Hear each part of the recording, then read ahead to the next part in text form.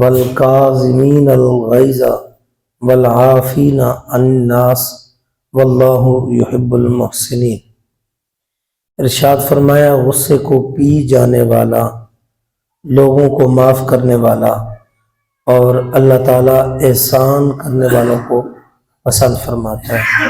آج کا جو ہمارا موضوع ہے وہ ہے غصے کی مذمت۔ معاشرتی بگاڑ میں سے ایک بہت ہی اہم پہلو جو ہمارے اخلاقیات پہ، ہماری زندگی پہ اپنا بڑا گہرا اثر چھوڑتا ہے، وہ ہماری ذات کا غصہ کرنا، جذبات کا مشتعل ہو جانا، چاہے وہ کوئی جذبات کو مشتعل کرے یا از خود ہو جائے یا کسی کا فعل کرے۔ حضرت محمون بن مہران، ان کے پاس ایک لونڈی تھی، ان کی لونڈی ان کے پاس شوربہ لائی، ٹھوکر لگنے سے شوربہ ان کے اوپر گر پڑا۔ آپ نے مارنے کا ارادہ کیا تو وہ لونڈی بولی، سرکار فرمان الہی کی طرف متوجہ ہوں۔ یہی واقعہ اس سے ملتا جلتا حضرات حسنین کریمین رضوان اللہ علیہ مجمعین ان کی ذات کے ساتھ بھی منسوب ہے۔ تو جب لونڈی نے فرمان الہی کی طرف توجہ دلائی، اور وہ کیا ہے، والکاظمین الغیظ، آپ نے فرمایا کہ میں نے اس پر عمل کیا، یعنی غصے کو پی لیا۔ وہ عقل مند لونڈی تھی۔ پرانے لوگ ان کا پورا گرانہ، اگر دین کے ساتھ کوئی ایک بھی وابستہ ہے تو سارے ہی دین کے ساتھ وابستہ ہوتے ہیں، چاہے ان کے اوپر کوئی بیٹھے، چاہے وہ خود ہے، چاہے ان کے کوئی ماتحت ہے۔ آج المیہ یہ ہے کہ ہم دین سے بہت دور ہو چکے ہیں، نہ خود سیکھتے ہیں، نہ اپنی اولاد کو سکھانے کی کوشش کرتے ہیں، نہ اپنے اوپر والوں کو تنبیہ کرتے ہیں، نہ ہی اپنے ماتحت کو اس طرف توجہ دلاتے ہیں۔ تو ضرورت اس امر کی ہے کہ دین کے نزدیک ہوا جائے، دین کو کم از کم ضروریات دین کو حاصل کرنے کی کوشش کی جائے۔ حضرت محمون کی لونڈی وہ بھی عقل مند تھی، اس نے جب دیکھا کہ میرے سردار نے، آقا نے قرآن کی طرف توجہ دلانے پر غصے کو فوراً پی لیا ہے، تو وہ کہنے لگی حضور اس سے آگے بھی قرآن کا فرمان ہے، اور وہ ہے وَالْعَافِينَ عَنِ النَّاسِ۔ تو حضرت محمون کہتے ہیں کہ جا، میں نے تجھے معاف بھی کیا۔ وہ مزید ظاہرہ عقل مند تھی، وہ جانتی تھی، قرآن کو پڑھا ہوا تھا اس نے۔ وہ کہنے لگی کہ جناب اس سے آگے بھی قرآن کا فرمان ہے، اور وہ کیا ہے، واللہ یحب المحسنین۔ تو حضرت نے جب آگے کی طرف توجہ کی تو آپ کہنے لگے کہ جا، میں نے اللہ کی رضا کے لیے تجھے آزاد بھی کر دیا، یعنی احسان کر دیا۔ اسی طرح حضرت عمر بن عبدالعزیز، ایک دفعہ انہوں نے ایک نشئی کو دیکھا، اسے پکڑا، اسے سزا دینے لگے۔ جب سزا دینے لگے تو اس نشئی نے آپ کو گالیاں دینا شروع کر دی۔ کسے؟ ثانی عمر بن خطاب، حضرت عمر بن عبدالعزیز۔ تو جب اس نشئی نے آپ کو گالیاں دی نا، تو آپ نے بجائے سزا دینے کے اسے چھوڑ دیا۔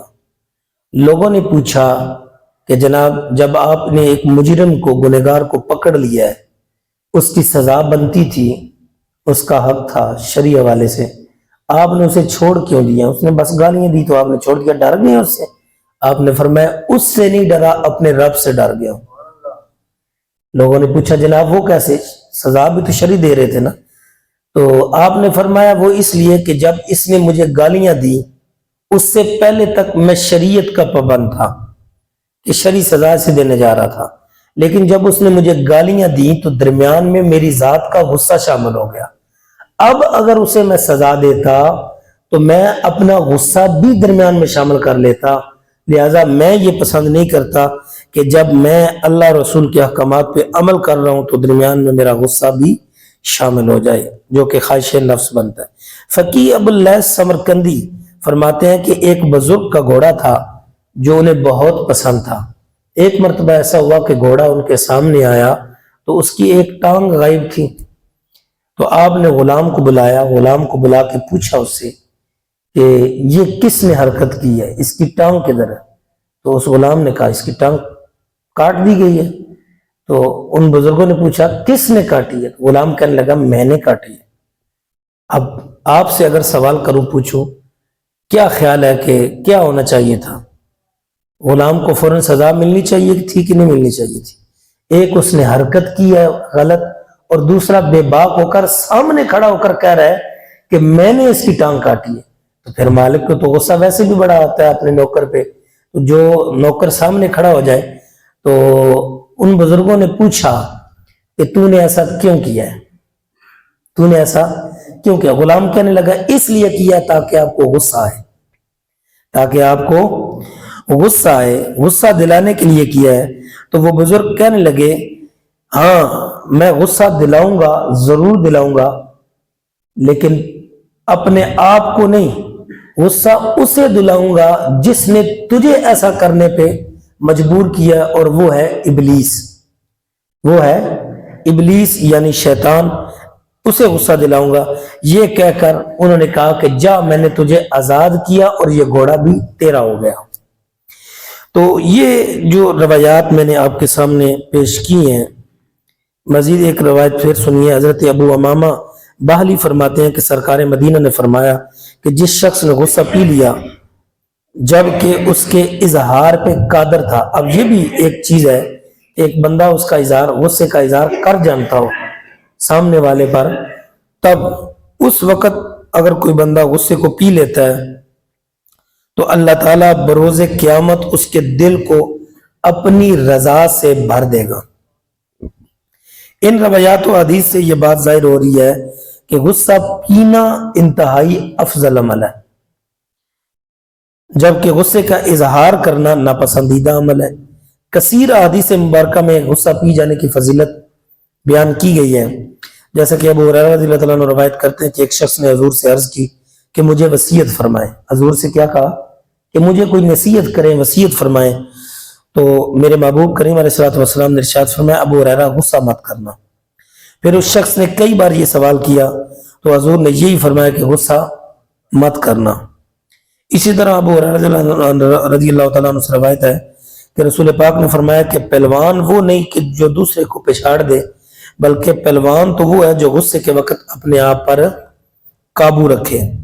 حضرت باز بن حکیم روایت کرتے ہیں کہ رسول اکرم نے فرمایا کہ غصہ ایمان کو بگاڑ دیتا ہے۔ حضرت فقی فرماتے ہیں کہ رسول اکرم نے فرمایا کہ غصے سے بچو کہ یہ انسانوں کے دل میں آگ روشن کرتا ہے۔ آپ نے کبھی دیکھا جب جس بندے کو غصہ آتا ہے اس کی آنکھیں سرخ ہو جاتی ہیں، تو ہم کہتے ہیں کہ اگی آرویدا پیا، اس کی آنکھوں سے آگ برس رہی ہے۔ تو غصہ صرف اور صرف ایمان کو نہیں بگاڑتا، غصہ انسان کے جسم کو بھی بگاڑ دیتا ہے کہ غصے کی وجہ سے اس کے اندر سے آگ نکل رہی ہوتی ہے، آنکھیں سرخ ہو جاتی ہیں۔ تو غصہ ایک وہ ہے کہ ایک بندے کو جلدی غصہ آتا ہے اور جلدی ختم ہو جاتا ہے، ایک بندے کو دیر سے غصہ آتا ہے اور دیر سے ہی ختم ہو جاتا ہے۔ تو اچھا انسان وہ ہے جسے غصہ دیر سے آئے اور جلدی ختم ہو جائے، اور یہ نہیں ہے کہ غصہ جلدی آئے اور دیر سے ختم ہو، بلکہ جلدی ہی ختم ہو جائے۔ حضرت لقمان حکیم فرماتے ہیں اے میرے بیٹے، اپنے بچوں کو نصیحت کرتے ہیں، اے میرے بیٹے، 3 شخصوں کی پہچان 3 اوقات میں ہوتی ہے، توجہ سے۔ 3 شخصوں کی پہچان، 3 بندوں کی پہچان 3 وقتوں میں ہوتی ہے۔ نمبر 1، حوصلے والے بندے کی پہچان اس کے غصے کے وقت ہوتی ہے۔ جو حوصلے والا بندہ نا، بڑا بندہ حوصلے والا جی، تو حوصلے والے بندے کی پہچان جب اسے غصہ آ جائے نا اس وقت ہوتی ہے۔ نمبر 2، بہادر کی پہچان جنگ کے وقت ہوتی ہے کہ کون بہادر ہے۔ جو بھاگ جائے وہ بہادر تو نہیں ہے نا، لوگ جسے کہیں وہ بہادر نہیں ہے۔ بہادر کی پہچان جنگ کے وقت ہے۔ نمبر 3، بھائی کی پہچان جب بھائی کو ضرورت ہو، بھائی کی پہچان جب بھائی کو ضرورت پڑے تب وہ ساتھ کھڑا ہو، بھائی بھائیانیاں باما۔ تو بھائی کی پہچان کب ہوتی ہے؟ جب بھائی کو ضرورت پڑے۔ ایک تابعی کی ایک شخص نے سامنے تعریف کی تو فرمانے لگے کہ بندہ خدا تو میری تعریف کیوں کرتا ہے؟ انہوں نے کہا کہ جناب آپ اس قابل ہیں اس لیے تعریف کرتا ہوں. تو وہ تابعی اس بندے سے پوچھنے لگے مجھے بتا کیا تو نے میرے ساتھ سفر کیا ہے؟ کیا تو نے مجھے غصے کے وقت دیکھا ہے؟ تو کہا نہیں. آپ نے فرمایا کہ جب تو نے یہ تجربہ ہی نہیں کیا کہ میں غصے کے وقت اپنے غصے پہ قابو کرتا ہوں کہ نہیں کرتا، جب تو نے تجربہ ہی نہیں کیا کہ میں گھر تو چلو حسن اخلاق سے 4 بندوں میں بیٹھ کے حسن اخلاق سے رہتا ہوں، سفر میں کتنا حسن اخلاق سے رہتا ہوں، وہ چند لمحے کی رفاقت ہوتی ہے نا. تو کہا تو نے میرے ساتھ سفر نہیں کیا، مجھے غصے کے وقت دیکھا نہیں ہے، پھر مجھے امانت داری کے معاملے میں تو پہچانتا نہیں ہے کہ میں لوگوں کی امانتوں میں خیانت کرتا ہوں کہ نہیں. تو یہ 3 چیزیں ہیں بندے کو پرکھنے کی، بندے کو پرکھنے کی. تو فرمایا کہ جب ان 3 چیزوں کو پرکھ نہ لو اس وقت تک کسی کی تعریف نہ کرو. حضرت ابو ہریرہ رضی اللہ تعالیٰ فرماتے ہیں کہ جناب سیدنا صدیق اکبر رضی اللہ تعالیٰ عنہ آپ کو حضور بھی تشریف فرما تھے، جناب سیدنا صدیق اکبر رضی اللہ عنہ بھی تشریف فرما تھے. تو ایک شخص آیا، اس نے حضرت ابو بکر کو گالی دی. توجہ ہے، حضرت ابو بکر کو حضور کی موجودگی میں گالی دی، برا بلا کہا. تو حضرت ابو بکر خاموش رہے، جلدی غصہ نہیں آیا. تھوڑی دیر کے بعد انہوں نے اسے جواب دیا کہ تو نے ایسا کیوں کیا، یا جو بھی جس طریقے سے بھی جواب دیا. جب حضرت ابو بکر نے جواب دیا رضی اللہ تعالیٰ عنہ تو حضور نبی کریم صلی اللہ علیہ وآلہ وسلم اٹھ کر مجلس سے تشریف لے گیا. تو اب محبوب تو تھے نا، محبت تو تھی نا، سرکار کا یہ عمل، اس کا تو عمل جو تکلیف تھا وہ تکلیف والا تھا ہی تھا، لیکن حضور کا اٹھ کے جانا حضرت ابو بکر کے لیے زیادہ تکلیف دہ تھا. اٹھ کے حضور کے پیچھے چلے گئے.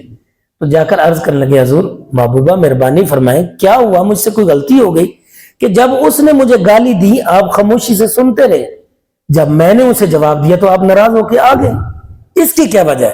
تو سنیں میرے محبوب کریم علیہ الصلوۃ والسلام نے ارشاد فرمایا اے ابو بکر جب اس نے آپ کو برا بلا کہا نا، جب اس نے آپ کو گالی دی آپ خاموش تھے تو فرشتہ آپ کی طرف سے اسے جواب دے رہا تھا، فرشتہ آپ کی طرف سے اسے جواب دے رہا تھا. لیکن جب آپ سے برداشت نہ ہوا آپ نے اسے جواب دیا، اب فرشتہ چلا گیا، شیطان اس کی جگہ پہ آ گیا. توجہ ہے، بات بڑی گہرائی کے ساتھ ہو رہی ہے. فرشتہ چلا گیا کہ بندہ جب چپ رہتا ہے تو رب اس کی طرف سے جواب دیتا ہے، یعنی رب کے فرشتے جواب دے رہے ہوتے ہیں. تو ارشاد فرمایا کہ جب آپ بولے فرشتہ چلا گیا، شیطان آ گیا، تو میں محمد صلی اللہ علیہ وسلم کو گوارا نہیں کہ شیطان کی مجلس میں آ کے بیٹھوں. تو اباب ذی وقار غصہ بہت ہی بری چیز ہے. سرکار عبد قرار کا گزر ایسے لوگوں پر ہوا جو پتھر اٹھا کر زور آزمائی کا مظاہرہ کر رہے تھے. پہلوان اٹھاتے ہیں نا پتھر، آزمائی کرتے ہیں منوں کے حساب سے، ٹنوں کے حساب سے. تو جب وہ زور آزمائی کر رہے تھے تو حضور نبی کریم صلی اللہ علیہ وسلم آپ پاس سے گزرے، صحابہ بھی ساتھ تھے. تو حضور نے ارشاد فرمایا میں اس سے بھی طاقتور شخص کے بارے میں تمہیں بتاؤں نہیں؟ صحابہ نے عرض کی جی یا رسول اللہ بتائے. آپ نے فرمایا یہ طاقت نہیں ہے، طاقت یہ ہے کہ جب آپ کو غصہ آئے اور غصے کے وقت آپ اپنے غصے پہ کنٹرول کر لیں، غصے کو پی لیں، تو آپ سے زیادہ طاقتور کوئی نہیں ہے. حضرت فقیہ ابو اللہ سمرقندی فرماتے ہیں غصے کے وقت صبر سے کام لو، جلد بازی سے باز آؤ، کیونکہ جلد بازی سے 3 نقصان اور صبر 3 قسم کے ملتے ہیں فائدے. نمبر 1 نقصان کیا ہے؟ دل میں ندامت، غصے میں بعد میں ندامت آتی کہ نہیں ہے؟ کوئی بھی عمل کیا جائے لوگ بھی پھر ملامت کرتے ہیں، پہلے بے شک ساتھ تھے لیکن جب غصے میں کوئی بندہ کام کر جاتا ہے لوگ بھی ملامت کرتے ہیں، پھر اللہ تعالیٰ کی طرف سے سزا بھی ملتی ہے. اسی طرح صبر کرنے پہ 3 فائدے ملتے ہیں. کون سا؟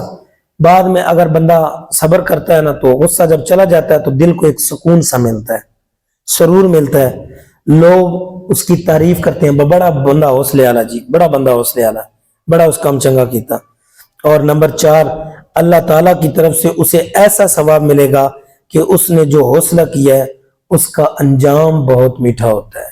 آئیے آج سے یہ ارادہ کر لیں کہ انشاءاللہ ہم نے اپنے غصے پر کنٹرول کرنا ہے. اللہ کی توفیق سے ہونا ہے، ویسے کچھ نہیں ہے. ہم کہنا کہ ہم بڑی شے ہیں، ہم کچھ بھی نہیں. آخری بات کر کے اجازت چاہوں گا.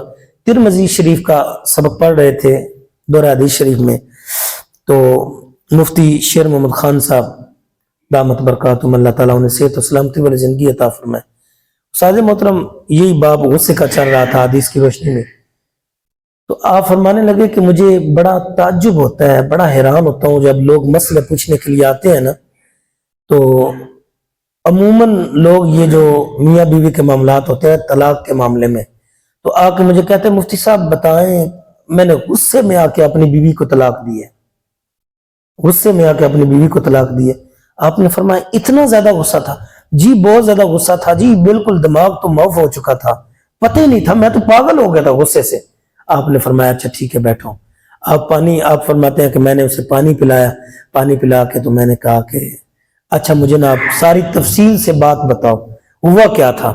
تو آپ فرماتے ہیں کہ اس نے مجھے الف سے لے کر نا یہ تک ساری سٹوری سنائی کہ کیا ہوا تھا. وہ جی میں گھر آیا، اس نے میرے ساتھ یہ معاملہ کیا، پھر میں نے اسے یہ کہا، پھر اس نے مجھے یہ کہا، پھر اس نے اپنے بھائیوں کو کال کی اور کہا کہ مجھے آج ہی لے جائیں جی.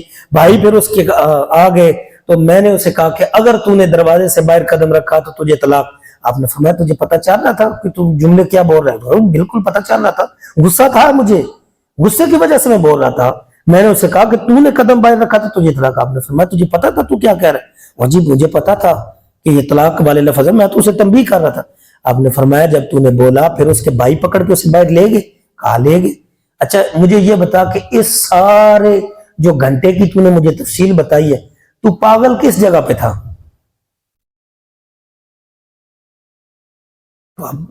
جواب تو تھا نہیں، خاموش ہو گیا. تو فرمایا تو پاگل نہیں تھا، تجھے شیطان نے پاگل کر رکھا تھا. تو پاگل نہیں تھا، تجھے شیطان نے پاگل کر رکھا تھا. پیار سے تو کوئی طلاق دیتے ہی کوئی نہیں ہے، کہ دیتا ہے کوئی؟ پیار سے کوئی بھی طلاق نہیں دیتا. کبھی کسی نے نہیں کہا میری مٹھو تجھے طلاق، میری سونو تجھے طلاق. ایسے نہیں ہوتا. گالیاں دی جاتی ہیں، بکواسات کیے جاتے ہیں، اور بڑی مشکل سے بڑی منت بندہ بے بس ہو جاتا ہے نا، اس وقت جا کے طلاق دی جاتی ہے. تو فرمایا غصے کو کنٹرول کرو، یہ غصے کے نقصانات ہیں. اسی وجہ سے شریعت نے غصے پر پابندی لگائی ہے، اور یہ سزا پھر رکھی ہے دونوں کے لیے. غلطی چاہے ایک کی ہے یا دونوں کی ہے، سزا دونوں کو ہی ملے گی. طلاق کی صورت میں سزا دونوں کو ملے گی. اب یہ ایک الگ بات ہے کہ کوئی اس سے خوش ہو جاتا ہے، کوئی اس سے ناراض ہو جاتا ہے، لیکن سزا دونوں کی ہے. جدائی جب ہوتی ہے نا، سزا دونوں کی ہے. پھر مزید جب بچے درمیان میں ہوتے ہیں تو پھر سزا ڈبل ہو جاتی ہے. تو اپنے غصے کو کنٹرول کرو. اللہ رب العزت کی برگاہ میں دعا ہے کہ خالق لم یزل ہمیں غصے پر کنٹرول کرنے کی توفیق عطا فرمائے.